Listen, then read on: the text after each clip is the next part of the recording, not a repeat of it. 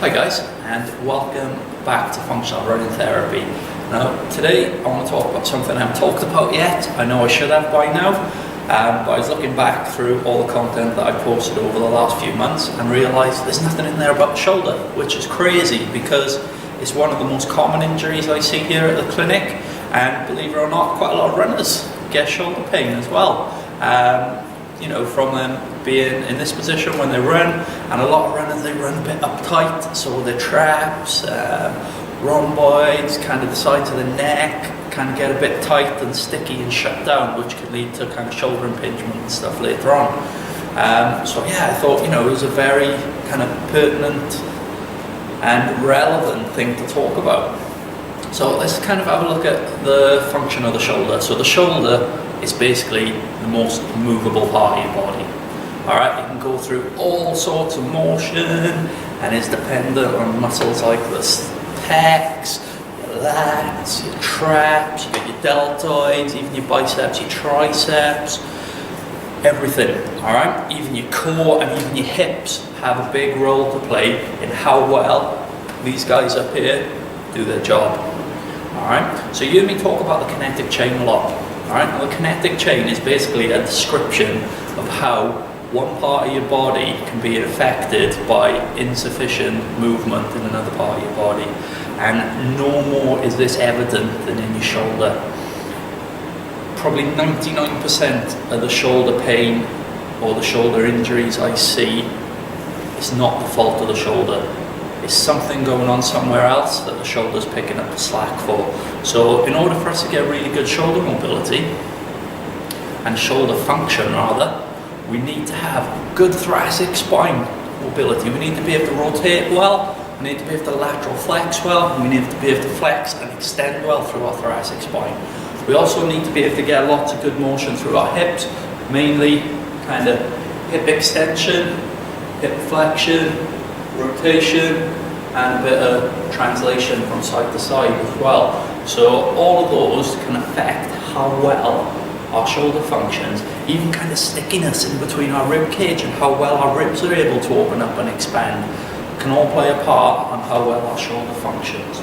So A is the most movable part of our body. There are loads and loads of attachments. You have the relationship between your thoracic spine and your scapula or your shoulder blade. You have the relationship of your glenohumeral joint, what's going on between your scapula and your upper arm, and you also have your acromioclavicular joint as well, where your collarbone or your clavicle joins onto your scapula. So loads of muscle attachments, lots of joints and articulations to think about. Very, very complex joint. But hopefully we're going to simplify everything for you today. And one purpose of the video is to give you guys some simple movement techniques that you can do to help create a kind of self-massage in your shoulder. It helps create a bit of a mind-body connection to the joint, and it helps you improve your movement control and even the range of movement that you have in the muscles that surround your shoulder complex or your shoulder girdle. Alright, so I'll get a bit tongue-tied there. So yeah, I hope you enjoy the movements. They are very early stage kind of rehab movements. PTs, feel free to use these with your clients. And guys, if you're feeling like you've got a shoulder impingement or this kind of pain and tightness, these should work great to help you get just a little bit of a release of that. Alright, and then ideally, the further on we go in the rehab process, we'll start introducing strength work, and we'll start introducing a lot more kind of kinetic chain work where we start linking other parts of the body in to get a good overall function of the joint and even the body as a whole. So yeah, let's get cracking.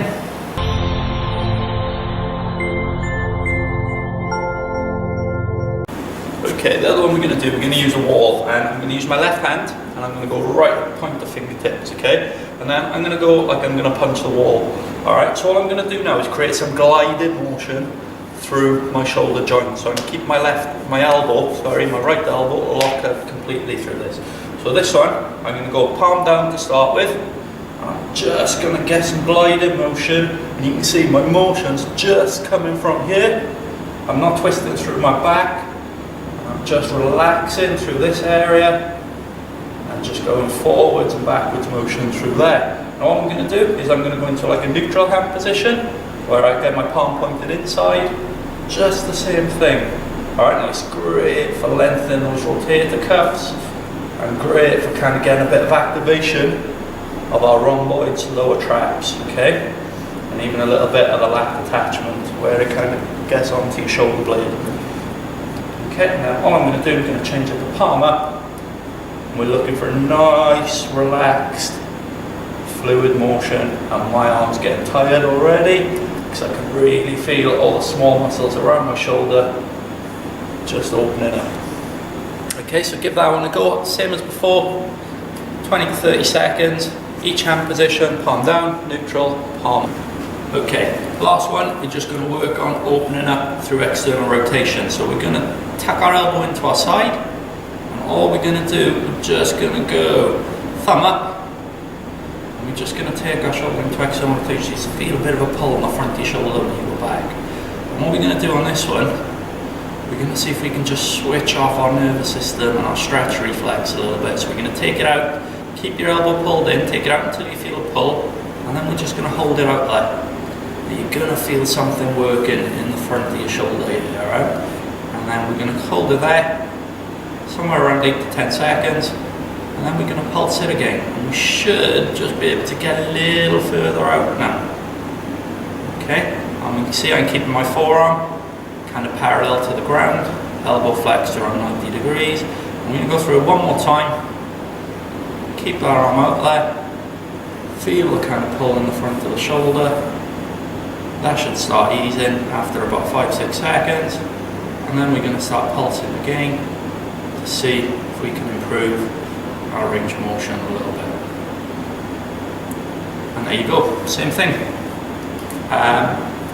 Couple of sets on each side, a bit longer this time because you've got to have those pauses, maybe about 40 to 50 seconds. Alright, so again, give that a go and just try it. Try these exercises for like a week every day. Okay, and I guarantee you will start to feel all these muscles loosen off and your shoulder to start to feel better and have a bit more range of motion.